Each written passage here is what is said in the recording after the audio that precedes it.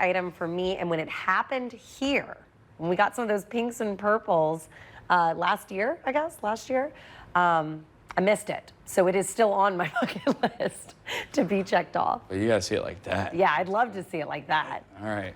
All right, let's get over to meteorologist Hannah Gard. She's got to check on our forecast. No northern lights here tonight, huh? No, unfortunately, we'll have to make a field trip to go to Finland so we can all go see it. But it is a nice day. We're starting off with a little bit of a haze out there.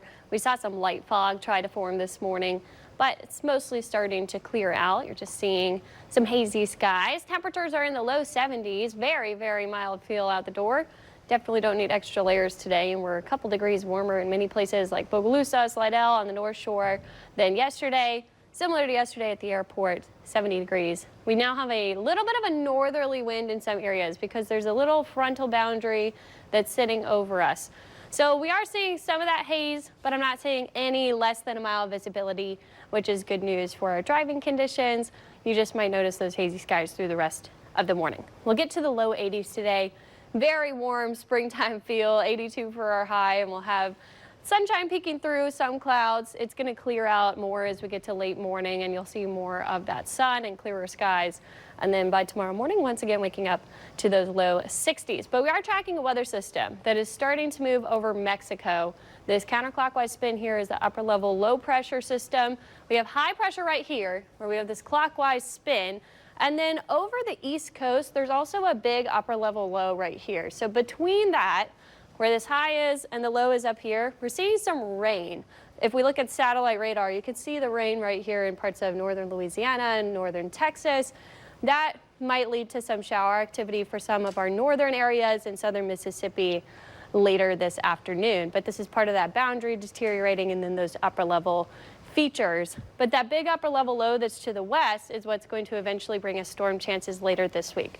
So here on the modeling, you can see a little bit of those showers. It's not going to be widespread rainfall. You just might get some moisture in the evening later today. But look at the storms starting to come together. Near the tip of Texas, we have a surface low forming, and then that begins to travel eastward as the upper level low pushes it our way.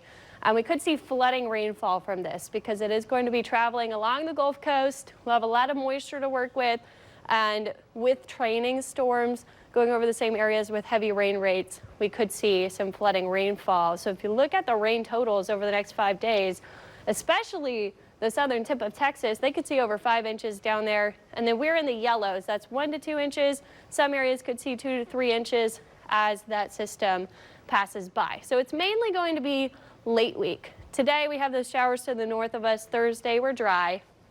Friday we'll start to see some more scattered shower activity, but most of the heavy rain will still be to our west. Saturday is when that low will be positioned right over us. That'll be our best chance for storms and our best chance for flooding rainfall. And then Sunday it's kind of pushing out and moving more to our east, but we'll see some lingering rain from this system. So the flood risk is a level 2 out of 4 for places like Baton Rouge and Lake Charles on Friday.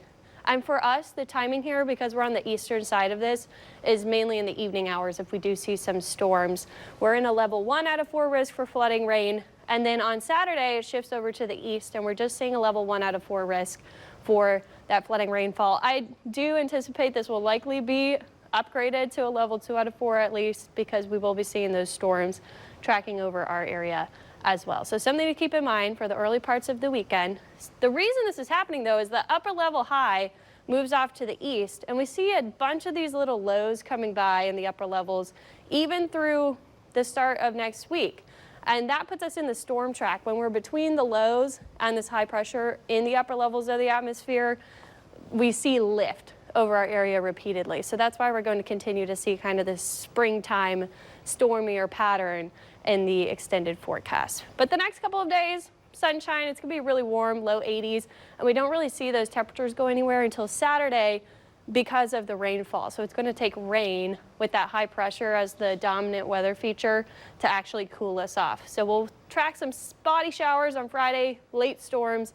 Saturday, we're giving you the first alert for your weekend. You want to pay close attention to that forecast. It does look like a very rainy and wet day. Sunday, we might see a little bit of a break as that rain moves out, but then we have another chance for rain and storms on Monday into Tuesday. So we have a lot to track this week. Back to you.